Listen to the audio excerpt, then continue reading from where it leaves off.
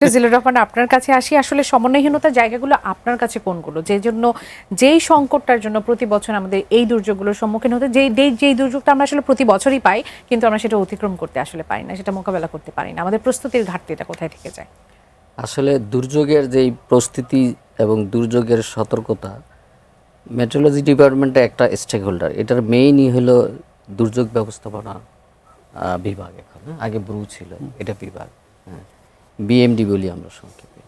তাদের হলো দুর্যোগ নিয়ে একেবারে প্রাইম মিনিস্টার থেকে ধরে দুর্যোগ ব্যবস্থাপনা কমিটি, হাই লেভেল কমিটি থেকে ওয়ার্ড পর্যন্ত কমিটি আছে।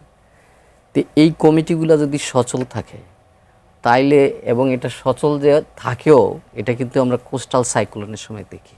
হ্যাঁ, কোস্টাল সাইক্লোনে আমাদের যেই সিপিপি ভলান্টিয়ার আছে, হ্যাঁ, প্রায় 70,000-এর 80,000-এর মতো ভলান্টিয়ার আছে, এবং এই কমিটিগুলো ওইখানে অ্যাক্টিভ।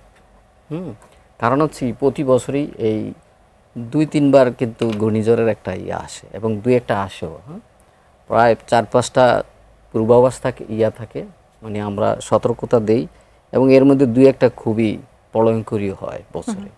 এর জন্য প্রতি বছর এই প্র্যাকটিসটা কিন্তু ওইখানে আছে, ওইখানে কিন্তু সমন্বয় আছে। মানুষগুলোকে, মানে যারা মানুষগুলো এখন বিশ্বাস করে, হ্যাঁ, এখন বিশ্বাস করে। এই জন্য তো এই জানমালের ক্ষয়ক্ষতি কমছে, সম্পদের ক্ষয়ক্ষতি কমছে, মানে হতাহতের রেট অনেক কমে গেছে। কিন্তু বন্যাটা হয়েছে কি, বন্যাটা এক্সটেন্সিভ ফ্লাড, যেটা যেমন 98-এ 88-এ বাংলাদেশের 80% এরিয়ায় নিমজ্জিত হয়েছে। এখন যেই ফ্লাডগুলো, এগুলো হলো আঞ্চলিক ফ্লাড, এবং এগুলো আমরা বলি ফ্লাশ ফ্লাড। যেমন চিটাগাংয়ের এটা অল্প সময়ে প্রচুর বৃষ্টিপাত পাহাড়ে হয়েছে, আশেপাশে হয়েছে, একটা নদী, সাঙ্গু নদী। কারণ কি, ওই পাহাড়ি অঞ্চলটা চিটাগাং, পূর্বে পশ্চিমে উত্তর দক্ষিণে পাহাড়গুলো বিস্তৃত।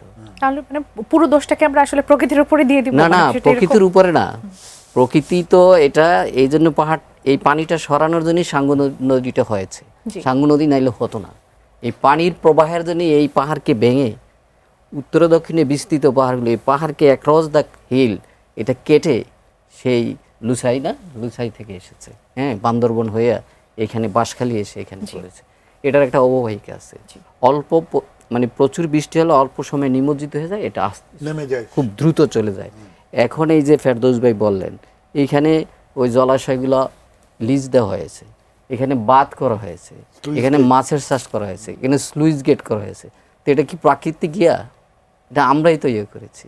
তারপর আমরা লো ল্যান্ডে গিয়ে বাড়ি করেছি। হ্যাঁ, আমাদের জনসংখ্যার খুব ডেন্সিটি বেশি, আমাদের বাড়ি করতে হবে, কিন্তু এগুলোও কিন্তু ঠিক করে দিতে হবে কোন জায়গাটায় বাড়ি করতে হবে। তো এগুলো আমরা ইয়ে করে কী করেছি, একেবারে একটা হেফাজত অবস্থা করে ফেলেছি। এখন সরকারকে শুধু দোষ দিল, সরকারে তো লোকবনের লিমিটেশন আছে, সরকার যথাসাধ্য চেষ্টা করে, কিন্তু ওই যে বলছি সমন্বয়। এখন বন্যার এই পূর্বাভাসগুলা পাবলিক এখনো কিন্তু ইয়ে করে, আমরা যেভাবে আসলে আমাদের জনসচেতনতা, সরকারের সমন্বয়হীনতা, বিভিন্ন জায়গার সবকিছু মিলে যদি আমরা এভাবেই থাকি, সেটার পরিণতি আসলে কি হতে যাচ্ছে? আমরা এইভাবে তো থাকতে পারবোই না। কারণ হচ্ছে ওই যে ঘূর্ণিঝড়ে যেরকম আমাদের এক্সাম্পল আছে, বন্যায় এটা আনতে হবে, এটা মানুষকে সচেতন করতে হবে। এই যে সতর্কতা, যেটা যে বলি লাইটেনিং, তারপরে যে বন্যার, এগুলা মানুষকে বহুলভাবে আমাদের, এগুলা সরকার হোক, সোশ্যাল মিডিয়া হোক, আমাদের বহুলভাবে প্রচার করে জনগণকে এয়ার করতে হবে। জনগণের এয়ারের বিকল্প কিছু নেই।